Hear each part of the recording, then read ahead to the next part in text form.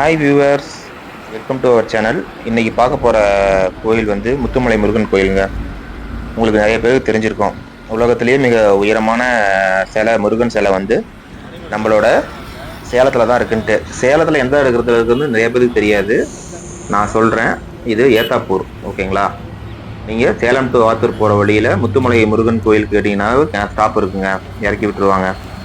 நம்ம நிற்கிறது வந்து முத்துமலை முருகன் கோயிலோட என்ட்ரன்ஸில் நின்றுட்டு இருக்கோம் பாருங்க. அதுதான் ஆத்தூர் டு சேலமில் இருக்க பஸ் ஸ்டாண்டு. இது பார்த்தீங்கன்னா Salem to Attur bus stand. இப்போ நம்ம உள்ளே போயிட்டுருக்கோம், கோயிலுக்கு உள்ளே போயிட்டுருக்கோம் பாருங்கள்.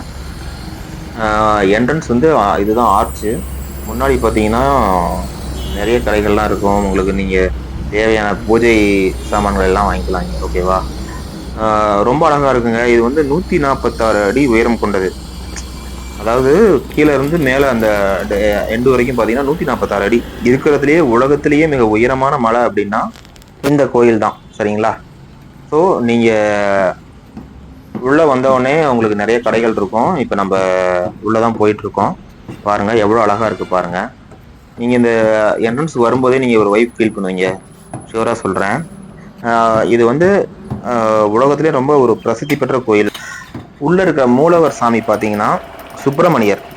ஆக்சுவலாக சுப்பிரமணியர், சூரசம்ஹார சுப்பிரமணியர் தான் இருக்காரு உள்ள. நல்லா இருக்குங்க உண்மையாலுமே. இப்போ நம்ம உள்ள கோயிலுக்குள்ளே போயிட்டு இருக்கோம். நீங்கள் என்ட்ரன்ஸில் இறங்கி ஒரு 200 மீட்டர்லேருந்து 300 மீட்டர் உள்ளே போகிற மாதிரி இருக்கும். வால்கபிள் டிஸ்டன்ஸ் தான். ஸோ உள்ளே போய் பார்த்தீங்கன்னா உண்மையாலுமே ரொம்ப சூப்பராக இருக்கும். நம்ம உள்ள என்ட்ரன்ஸில் பாருங்கள், நிறைய கடைகள் இருக்குது, தங்குறதுக்கு ரூம்ஸ் இருக்குது. ஸோ இலவசமாக பார்க்கிங் பண்ணிக்கலாம். நீங்கள் காரில் இல்லை பைக்கில் வந்தீங்கன்னா 100% வந்து பார்க்கிங் ஃப்ரீ. கோயிலுக்கு என்ட்ரன்ஸுக்கு வந்துட்டோம். வாங்க வாங்க, இப்போ நம்ம உள்ளே போகலாம்.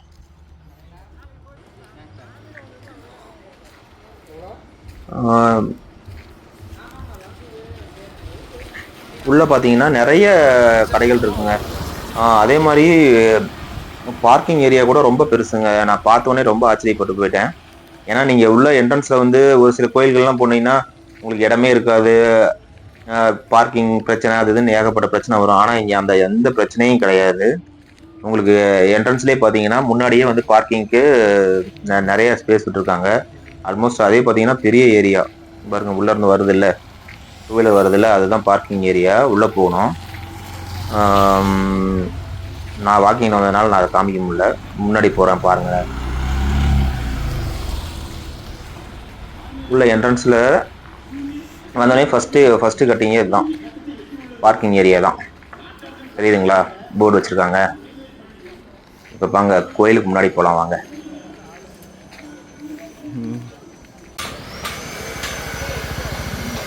இப்போ நம்ம கோயில் முன்னாடி நெருங்கிட்டோம் பாருங்கள்.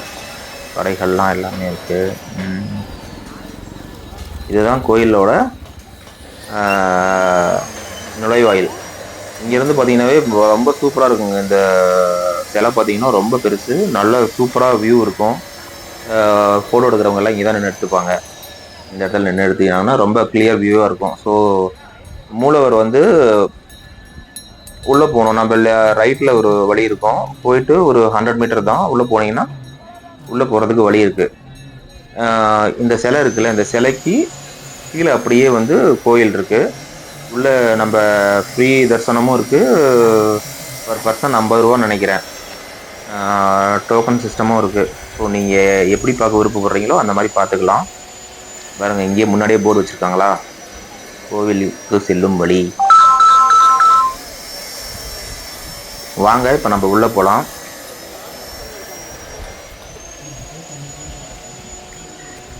நிறைய கடைகள் இருக்குங்க. நீங்கள் வந்து பர்ச்சேஸ் பண்ணுறதுக்கு ஸ்டாச்சு இருக்குது, நிறையா இருக்குது. ஸோ ப்ரைஸ்லாம் நாங்கள் எதுவும் கேட்கல. ஏன்னா ஜஸ்ட் நம்ம ரிவ்யூ பண்ணுறதாக வந்தனால ஜஸ்ட்டு விண்டோ ஷாப்பிங் பண்ணுற மாதிரி எல்லாத்தையும் பார்த்துட்டு போயாச்சு. எவ்வளோ நல்லா இருக்குது பாருங்கள்.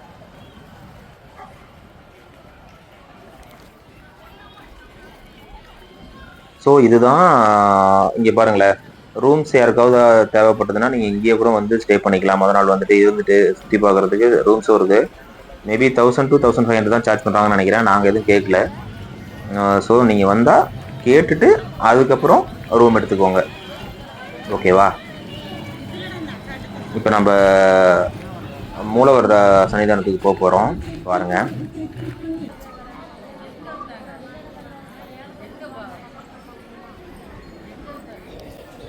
இதுதான் கோயிலோட என்ட்ரன்ஸு. உள்ளே வந்துட்டு நம்ம முன்னாடி ஃப்ரண்ட்டில் ஃபஸ்ட்டு அங்கே நின்றுட்டு இருந்தோம். ஸோ இதுதான் உள்ளே வந்தாச்சு. இங்கே பாருங்கள், இங்கே பிரசாதமும் தராங்க.